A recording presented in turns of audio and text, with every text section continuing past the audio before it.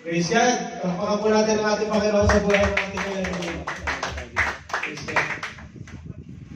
Tawagin ko mamaya. Amen. Amen. Pinagpala.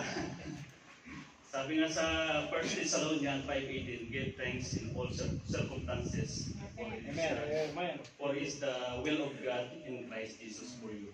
Amen. Yun nga po, sa pinagdaanan po namin, 2024, last November nga po is na-operan po ako. Tapos sunod December naman, yun nga, na-hospital si Mama. Hanggang sa January, kinuha na siya ng ating Panginoon. Sabi nga, pinagpalaman tayo, pinagpapalo ng Panginoon, kailangan ibalik din natin yung pasasalamat para sa ating Panginoon. Amen. Alam niyo yung nangyari is talagang nang ka-opera ko is talagang lalo kong lumalapit sa Panginoon. Sabi nga, damo na nanghihina ka dapat lumapit ka sa Panginoon para yung ibigay ng kalakasan sa iyo. Amen. Tapos yun nga po, tapos nung December naman is na-hospital si Mama is isang araw sa hospital is 80,000 pesos ang bill sa araw-araw. Inabot siya ng 12 days sa hospital. Inabot ko ng 1.5 million pesos yung bill namin sa hospital. Yun nga po, pasasalamat sa Panginoon dahil nga po yung mga anak din ni Mama, mga kapatid ni Ate May, ay mga sa government. Tapos may mga nagbigay ng mga kilala nila. Hanggang sa yung pala yung may-ari ng ng hospital, yung isang kakilala nila is director po siya ng hospital. Yung 1.5 million, sabi nga, yung naniniwala tayo, God will provide. Yung 1.5 million is naging 0-0 po. Wala pong binigay po. Kasi ang binigay po namin is yung mga doctor's fees, saka yung mga gamot. Abot din mga kalating milyon. Pero tumawag nga ako kay Ate Min nung isang araw, sabi niya, huwag mag-alala kasi maraming tumutulong.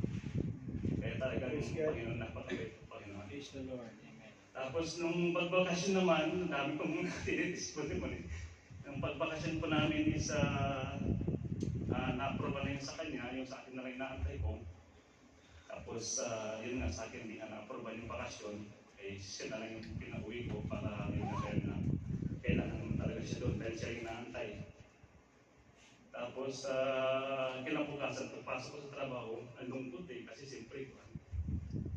Tapos, kinumusta nga ako ng guest namin, sabi niya, ganito ba siya nangyari? Kala ko nagpakasyon pa, sabi niya, pasalamat pa rin tayo sa Panginoon, sabi niya. Kasi na, buhay ka pa, nakakalakad ka pa, nakakaingat pa. Yun nga yung araw-araw natin ipasalamat sa Panginoon, yung pag-gising natin is nakakaingat pa tayo. Amen. Ano pa tayo kasi binibigyan pa tayo ng pagkakataon para lalo lumapit sa Panginoon. Amen. Kasi kung kunin tayo ng Panginoon, ibig sabihin hindi ka na kailangan ng Panginoon. Kukunin na tayo. Kaya habang nabubuhay tayo is gagamitin pa tayo ng Lord. Kaya maraming salamat sa Panginoon at ganoon din po, may mga hindi magandang nangyari pero may magandang nangyayari sa atin. Tapos yung anak ko namin pinapasalamat ko po is with highest honor. Kaya salamat po kayo sa kanilang pinakamataas na papuri at pagsama sa Panginoon. Amen. Amen. Uy, Amen. na lang. Gusto mo daw magpasalamat? Pray ng Panginoon. Sa totoo ko lang sana at pinagpapasalamat ko sa Panginoon. Siyempre, unang-una yung dami ng mga asawa. Nung namatay po sa tatay niya, praise God, sinubisa ko ang nagsabi na yung will ni Lord ang masunod. Pero mabait pa rin po si Lord dahil tinuruan niya kami na ipanalangin bago mamatay ang tatay niya. May mga plano po na talagang Diyos lang ang nakakaalam sa ating buhay. Nung namatay po yung mama ni Bebs, nandun po siya sa mama niya. Ngayon po, nung namatay papa niya, wala po siya doon. Pero nandun naman po isang kapatid niya. Ano po? Nandun pa rin po, alam namin yung suporta ng bawat isa na nagpapanalangin ng isa ng papa niya. Marami pong himala na ipinakita sa buhay namin.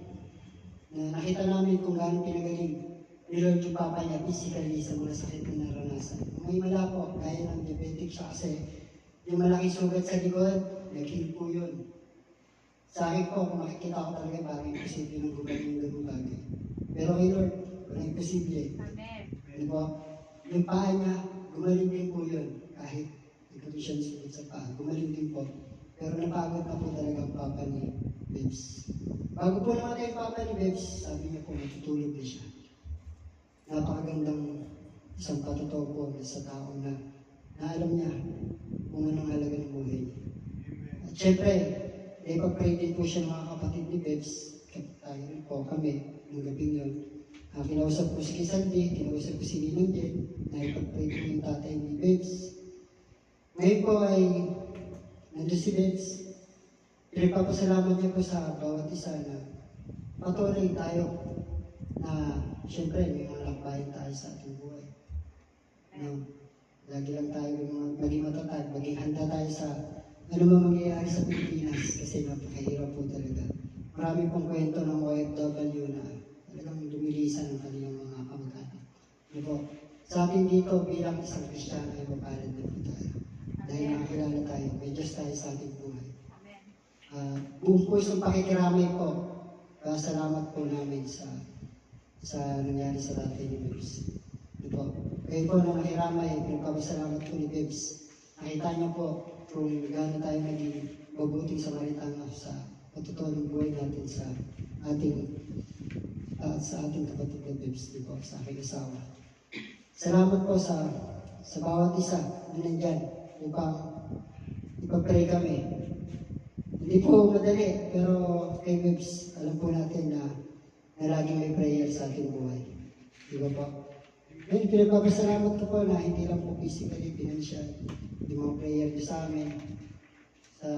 Sa asawa ko, alam ko na gusto ko po na pagpatuloy niyo pa po siya pag-pray kasi mahaba pa po yung healing restoration sa kanyang damdamin. Di po, gaya ni kayo ninyo, ay karami din po tayo. Ganun din po sa pamilya niya, ay kayo ninyo, pag-pray din po natin yan lagi hanggang mahil po. Di po, kalunasan. Ang Diyos na po ang bahalang kikilos sa buhay nila. Yun lang po.